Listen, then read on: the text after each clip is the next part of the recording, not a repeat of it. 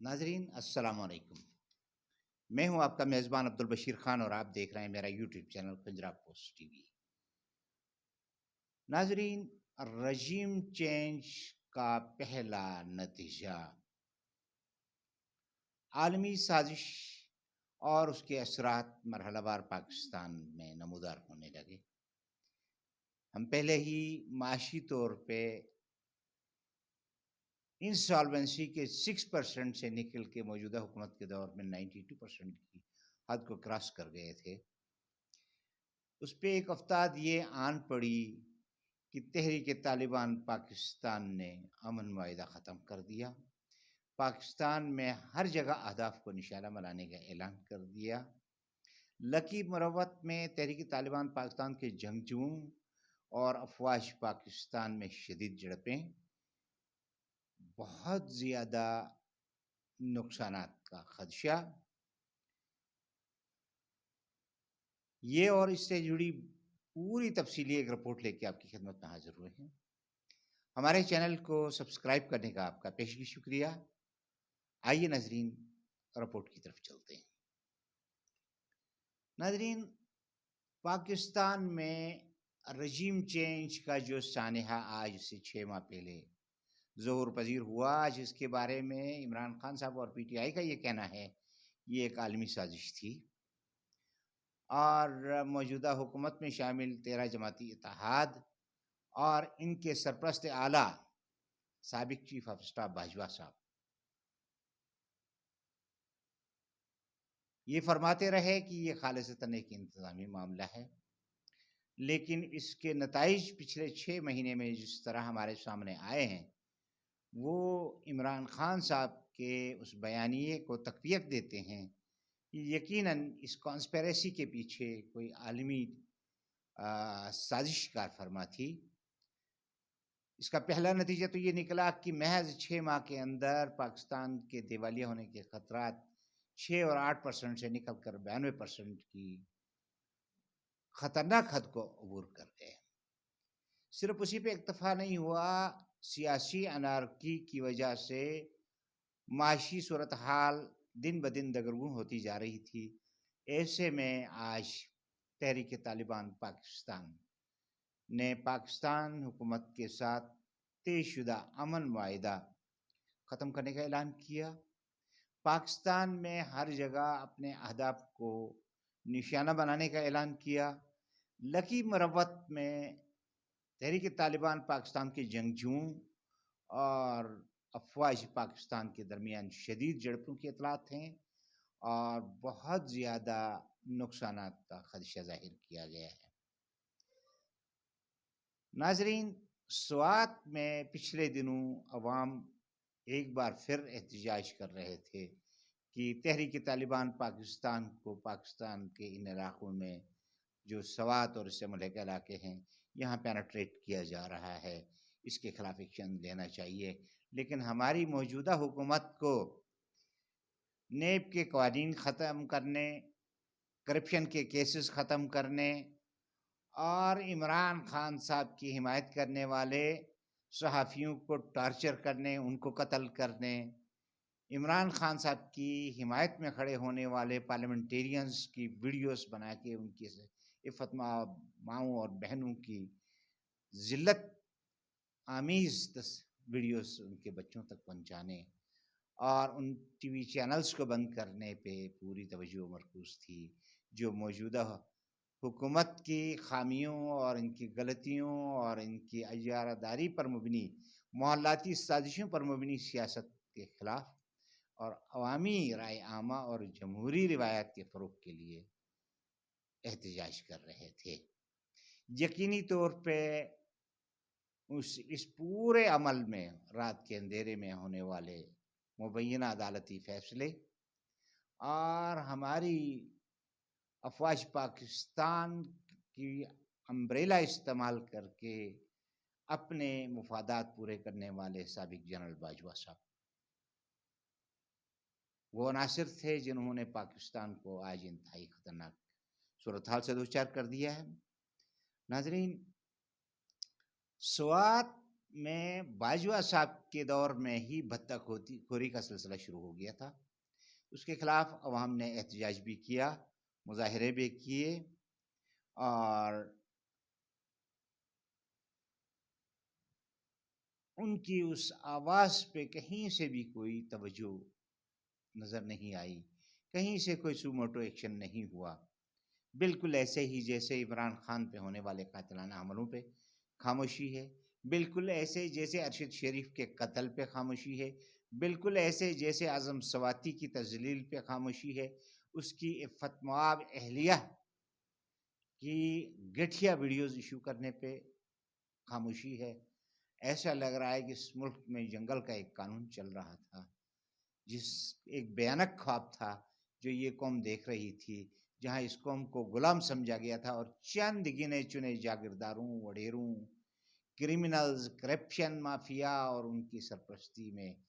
سرپرستی کرنے والے ایک سابق کمانڈر ان چیف صاحب، جنہوں نے افواج پاکستان کی عظیم قربانیوں دینے والی دنیا کی بہترین فوج کو اپنے ذاتی مفادات کے لیے پاکستانی قوم کے سامنے لا کھڑا کرنے کی کوشش کی، اور اس کا خمیازہ یہ ہمیں آج بھگتنا پڑ رہا ہے کہ افواج پاکستان کے ٹویٹس پہ پاکستان کے اندر سے تنقید ہونے لگی ہے. اللہ کا شکر ہے جنرل عاصم منیر صاحب کے آنے کے بعد یہ سلسلہ تھم گیا ہے. خدا کرے کہ یہ سلسلہ تھما ہی رہے اور پھر سے وہ ذرا نم ہو تو یہ مٹی بڑی زرخیز ہے ساکی، خدا کرے کہ پھر سے وہ کیفیت پیدا ہو کہ من تو شدم تو جان شدی، من تو شدم تو من شدی، من تن شدم تو جان شدی. پاکستانی فوج اور پاکستانی قوم ایک جان دو قالب ہو کر پھر سے اس طریقے سے نظر آئیں. یقیناً اس سلسلے میں عملی اقدامات کی ضرورت ہے. خیر، ہم عرض کر رہے تھے تحریک طالبان پاکستان کے حوالے سے. ٹی ٹی پی اور جمعیت علماء اسلام دو جماعتیں ایسی تھیں جو فاٹا کو خیبر پختونخوا میں ضم کرنے کے خلاف تھیں. ان کے علاوہ ساری پارٹیاں اور خود کے قبائلی علاقوں کے عوام شدید حامی تھے اس علاقے کو پاکستان کا باقاعدہ حصہ بنانے پہ. بالکل ایسے ہی جیسے اس وقت گلگت بلتستان میں ایک خاموش تحریک ہے، لیکن خدا کرے کہ کسی کے کانوں میں جوں رینگے. عمران خان صاحب نے تو باقاعدہ اس پہ کچھ کوششیں کی تھی، لیکن ان کے ساتھ وہ کہانیاں بھی، وہ قصہ بھی ماضی کا قصہ بنتا نظر آ رہا ہے. موجودہ حکومت کے پاس اتنی فرصت نہیں ہے کرپشن کے کیسز ختم کرنے، میاں صاحب کو لانے اور نیب کے قوانین میں چھوٹ دینے، اور ان معاملات سے انہیں فرصت نہیں ہے. اس سے فرصت ملے گی تو وہ دیکھیں گے کہ ان کے دور میں افغانستان اور پاکستان کے درمیان لگنے والی خاردار باڑ کو کیوں کھیڑا گیا. انہیں موقع ملے تو وہ دیکھیں گے کہ طالبان حکومت جس کے لیے پاکستان نے اور خاص طور پہ عمران خان نے بڑی قربانیاں دی تھی، بڑی کاوشوں کے بعد اپنے اس مغربی بارڈر کو محفوظ بنانے کی کوشش کی گئی تھی، بڑی کاوشوں کے بعد وسطی ایشیا تک کے تجارت کا ایک کوریڈور حاصل کرنے کی کوشش کی گئی تھی، بڑی کاوشوں کے بعد ترکی، روس، آذربائیجان اور چین کے ساتھ راستے کھولنے کی کوششیں ہوئی تھیں. ان ساری کاوشوں کو تحقیق کر کے طالبان حکومت سے لا تعلقی اختیار کر کے امریکی خوشنودی کے لیے منہ میں ستو لے کے بیٹھنے کا جو عمل ہمارے موجودہ حکمرانوں نے اپنایا ہے، اس کے نتیجے میں اس کے نتائج اب آنا شروع ہو گئے ہیں. امریکہ، اسرائیل اور ہندوستان کی مبینہ سازشوں سے قائم ہونے والی تحریک طالبان پاکستان 6 مہینے تک پاکستان کے اندر، موجودہ حکومت کے 6 مہینوں کے دوران مبینہ طور پر پاکستان کے اندر اپنی جڑیں مضبوط کرنے میں لگی رہی. اس دوران امریکہ کا جدید ترین اسلحہ جو وہ افغانستان میں چھوڑ گئے تھے، اس میں کی ایک بڑی کھیپ انہوں نے سابقہ افغان فوج کے ان بگوڑوں سے خرید لی مبینہ طور پہ، جو بے روزگاری کی وجہ سے اس اسلحے کو بیچنے پہ آمادہ تھے. اور اب یہ اسلحہ پاکستان کے خلاف استعمال ہو رہا ہے. لکی مروت میں اس وقت جو اسلحہ استعمال ہو رہا ہے اس میں رات کے اندھیرے میں دیکھنے کی جدید مشینیں امریکن ساختہ اور جدید ترین امریکی اسلحہ استعمال ہو رہا ہے۔ یہ وہ اسلحہ تو ہوگا ہی جو امریکہ افغانستان میں چھوڑ کے بھاگا تھا، لیکن اس بات کا بھی کبھی خدشہ ہے کہ ہماری بے رخی کی وجہ سے طالبان مجبور ہو گئے انڈیا کے ساتھ معاملات بہتر بنانے میں، اور انڈیا ماضی میں بھی افغانستان میں رہ کے ہمارے خلاف سازشیں کرتا رہا ہے۔ اب ایک بار پھر افغانستان میں رہ کے طالبان کے نام سے فائدہ اٹھاتے ہوئے تحریک طالبان پاکستان، جو حقیقی معنوں میں ان کا بغل بچہ کہا جاتا ہے امریکہ اور انڈیا کا، اس کے ذریعے پاکستان میں پھر سے امن و امان کو تہوہ بالا کرنے اور یہاں پر دہشت گردی کو فروغ دینے کی سازشوں کو انڈیا بڑھاوا دے گا، اس بات کا شدید خدشہ ہے۔ اور یقینی طور پہ اس کے لیے بھارت کی تربیت، اسرائیل کی پلاننگ اور امریکہ کا پیسہ اور اسلحہ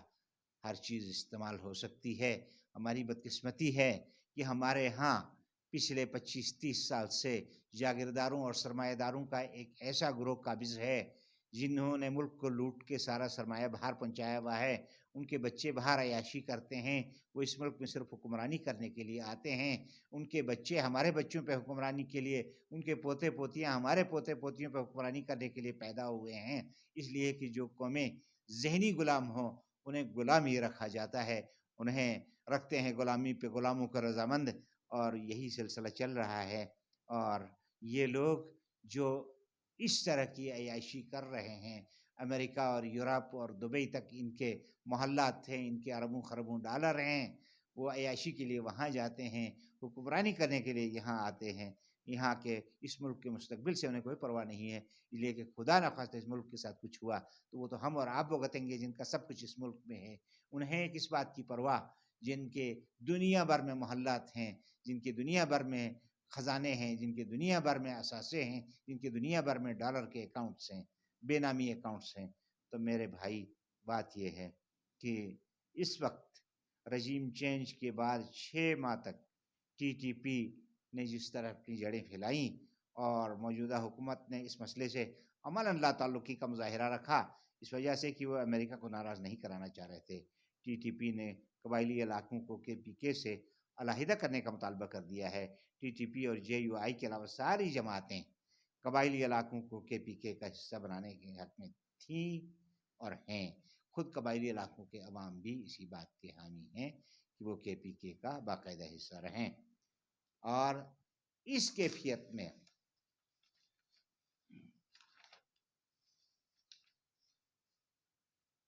عمران خان کے دور میں طالبان حکومت ٹی ٹی پی کے راستے میں حائل تھی۔ ٹی ٹی پی وہ کچھ نہیں کر پا رہی تھی جو وہ کرنا چاہ رہی تھی، یا جو اس کے آقا اس سے کروانا چاہ رہے تھے، اس لیے کہ عمران خان عالمی سطح پہ افغانستان کا مقدمہ لڑ رہے تھے، طالبان کا مقدمہ لڑ رہے تھے۔ وہ امریکہ میں جام کیے گئے افغانستان کے ایسٹس آزاد کرانے میں لگے ہوئے تھے۔ وہ دنیا بھر سے افغانستان کو تسلیم کرانے کی کوشش میں لگے ہوئے تھے۔ وہ دنیا بھر میں افغانیوں کا مقدمہ پیش کرنے کی کوشش میں لگے ہوئے تھے کہ وہ دہشت گرد نہیں ہیں، وہ تو دہشت گردی کا شکار ہیں، لیکن بدقسمتی سے ہماری موجودہ حکومت نے جس طرح کی سرد مہری ان کے ساتھ اپنائی، اس لیے کہ بین الاقوامی تعلقات اور عالمی تبدیلیوں سے انہیں کوئی غرض نہیں ہے۔ جیسے کہ ہم نے پہلے عرض کیا ناظرین، امریکہ اور بھارت کی اس حکمت عملی کا جس کے مبینہ طور پہ ایک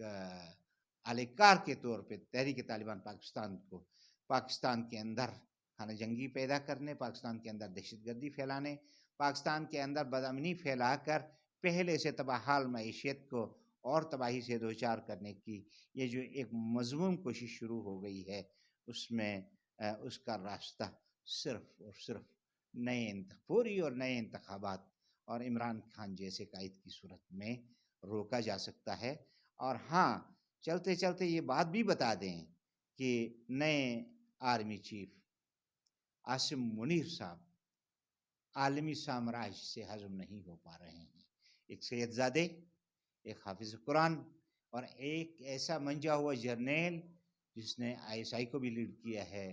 اور MI کو بھی لیڈ کیا ہے، اس کا پاکستان کا آرمی چیف بننا اور یقینی طور پہ اس کا خیر کے ساتھ چلنا، کرپشن کے خلاف چلنا، مس مینجمنٹ کے خلاف چلنا، چور بازاری کے خلاف چلنا، فارن اکاؤنٹس میں فراڈس کے خلاف چلنا، جس کی ضرورت ہے، جس کے نام اور منصب کا تقاضا ہے، جس کی پہچان کا تقاضا ہے، اسے بھی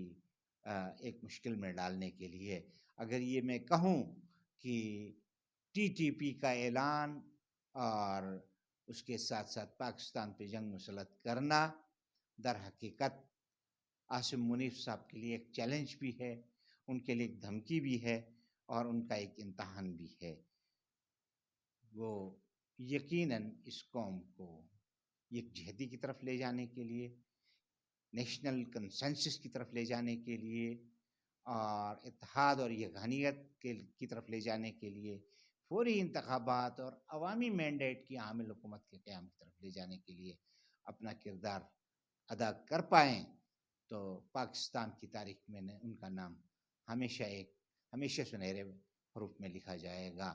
ورنہ جرنیل تو بہت سے آتے ہیں اور چلے جاتے ہیں، باجوہ بھی آئے اور چلے گئے، آج ان کے لیے پاکستان کے کسی کونے سے خیر کا کوئی ایک جملہ نہیں نکل رہا ہے۔ ہر آدمی یہ کہہ رہا ہے کہ انہوں نے روزانہ لاکھوں روپے کے حساب سے اپنے اثاثوں میں اضافہ کیا مبینہ طور پہ۔ یہ الزام خدا کسی بھی جرنیل پہ نہ لائے۔ ہم جنرل عاصم منیر صاحب کے لیے بھی دعا گو ہیں، پاکستان کے لیے بھی دعا گو ہیں اور طالبان حکومت سے یہ گزارش کریں گے کہ وہ پاکستان کو اپنا پشتبان سمجھے۔ یہاں ناعاقبت اندیش چند لوگوں کی غلط پالیسیوں، غلط حکمت عملیوں کی طرف نہ جائے کہ یہ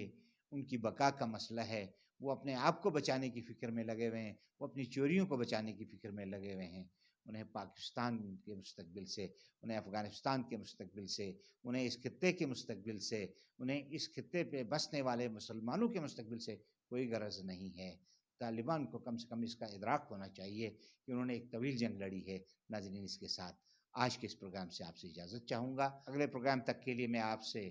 پنجاب پوسٹ TV سے اجازت چاہوں گا۔ اللہ حافظ۔ پاکستان پائندہ باد۔